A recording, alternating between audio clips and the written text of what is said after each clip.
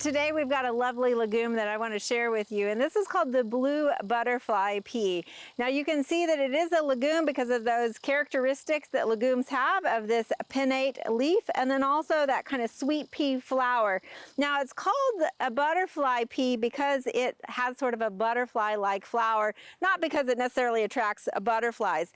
The other common characteristic that we have on legumes is, of course, that pea.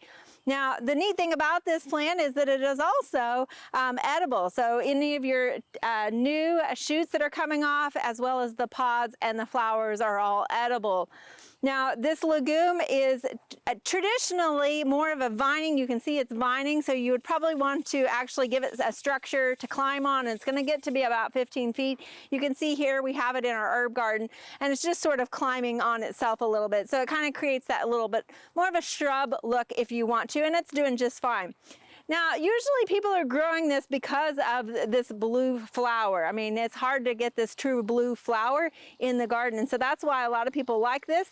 Now, what gives it the blue flower is that phenol compound, which is anthocyanins, and that is a common compound that we see in a lot of blue plants like blueberries, meaning that it also has a health benefit of the antioxidants. So a lot of people actually utilize these flowers for dyeing.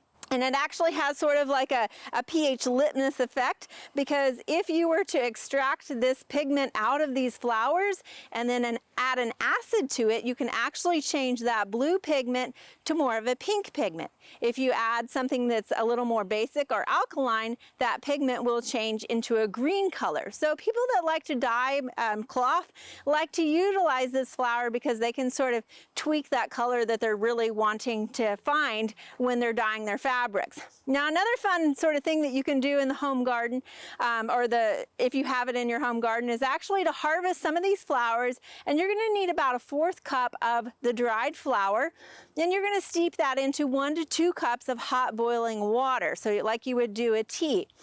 And leave that steeping for about 8 minutes. The longer that you allow it to rest in there, the darker your tea will actually become, but it will sort of extract these pigments, so you'll have a blue tea from that.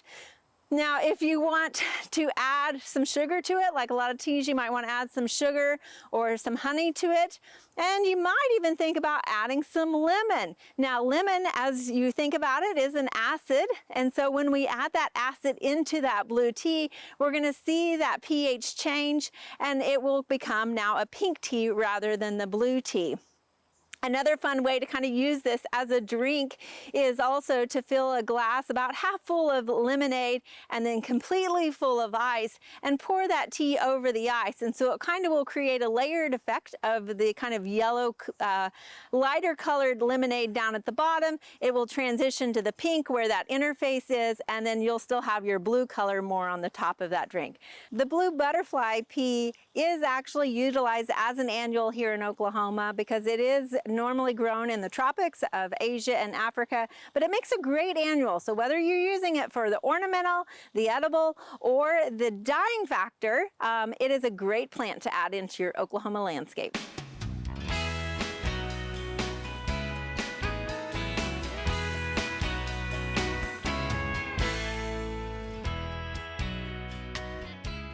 We hope you enjoyed this video as part of our Oklahoma Gardening YouTube channel.